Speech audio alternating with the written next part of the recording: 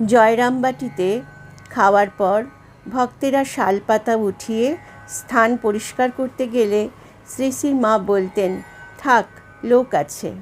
তারপর ওই কাজটি তিনি নিজেই করতেন। মার আত্মীয়ারা সকল বর্ণের উচ্ছিষ্ট পরিষ্কার করতে চাইতেন না। মাকে অনুযোগ করে বলতেন, তুমি বামুনের মেয়ে, গুরু, ওরা তোমার শিষ্য, তুমি ওদের এঁটো নাও কেন? মা উত্তর দিতেন, আমি যে মা গো, মায়ে ছেলের করবে না তো কে করবে?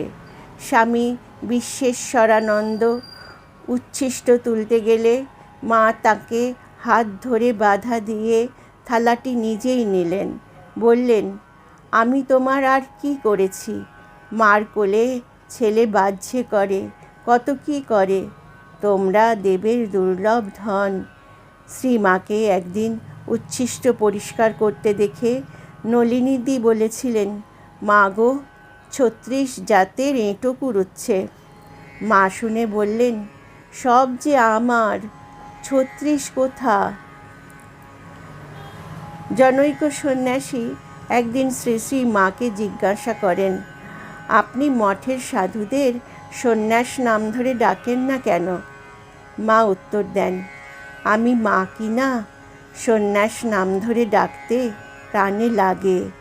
আর একজন সন্ন্যাসী প্রশ্ন করেন, আপনি আমাদের কিভাবে দেখেন? মা উত্তর দেন, নারায়ণভাবে দেখি। সেই সন্ন্যাসী বললেন, আমরা আপনার সন্তান, নারায়ণভাবে দেখলে তো সন্তানভাবে দেখা হয় না। মা বললেন, নারায়ণভাবেও দেখি, সন্তানভাবেও দেখি।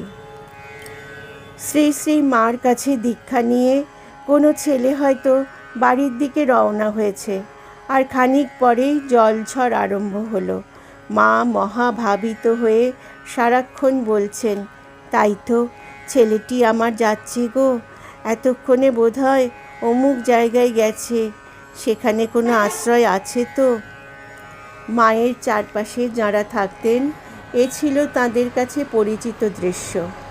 বিভূতিবাবু একবার জয়রামবাটি থেকে কর্মস্থলে ফিরে গেছেন, রাস্তায় জল কাদা আর দ্বারকেশ্বর নদ পার হয়ে। পরের রবিবার যখন তিনি আবার এসেছেন, তখন মা তাকে বললেন, বিভূতি, তুমি তো চলে গেলে, জল হচ্ছিল, আমি ভাবছিলুম বিভূতি আমার এতক্ষণ বড় নদী পেরুলো।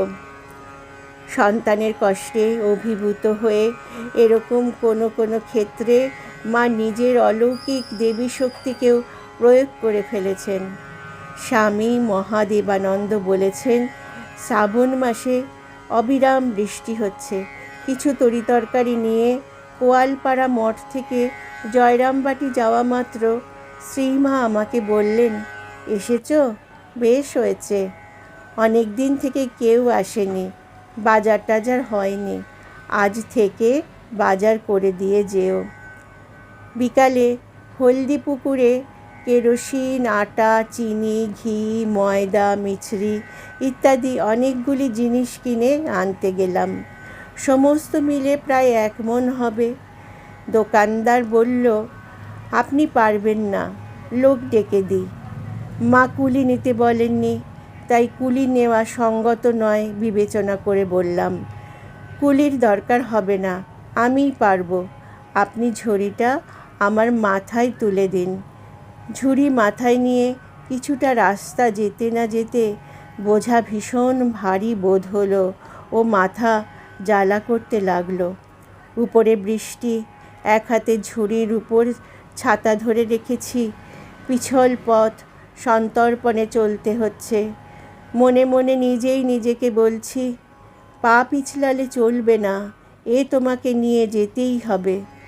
পথের মধ্যে গরুর গাড়ি যাওয়ার একটু নিচু রাস্তা অতিক্রম করতে হয়।